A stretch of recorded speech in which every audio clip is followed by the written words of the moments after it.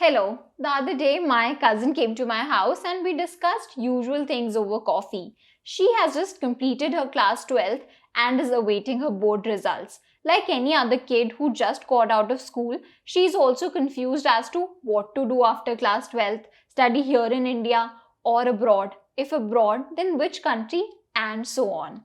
Her biggest confusion is if studying in India would be better or studying abroad, especially in Australia, because her first priority, if she were to go out, would be that. Do you also find yourself in the same situation? Then don't worry. You, my friend, are in luck.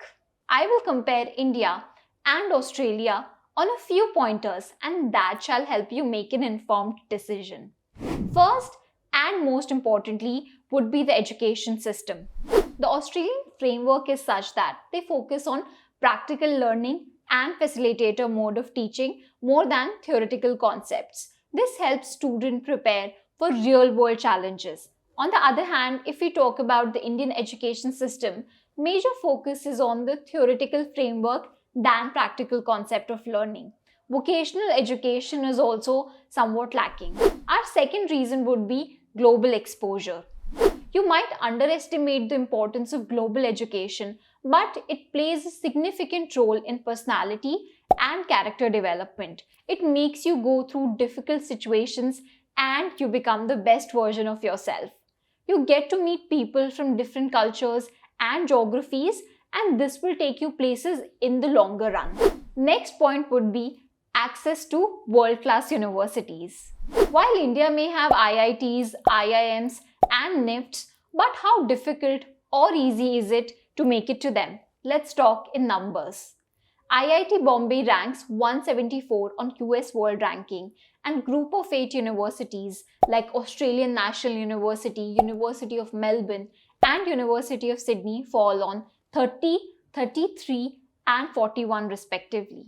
With decent scores, you can easily place yourself in these universities. But for getting into an IIT, you need to sit for competitive exams. The competition is also very high. A simple game of demand and supply. This brings me to my fourth point, ROI.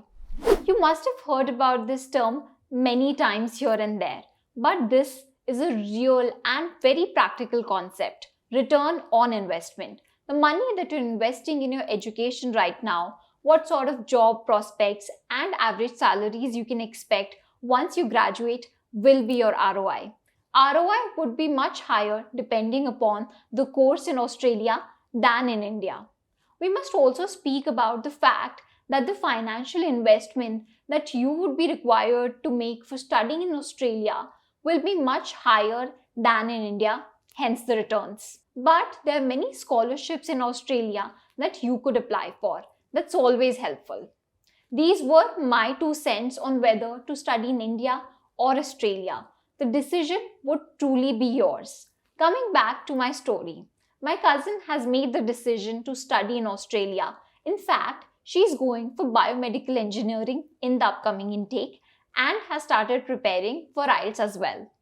If you want to hear more such stories, tell us in the comments below, subscribe to Leverage Edu and keep learning. Thank you.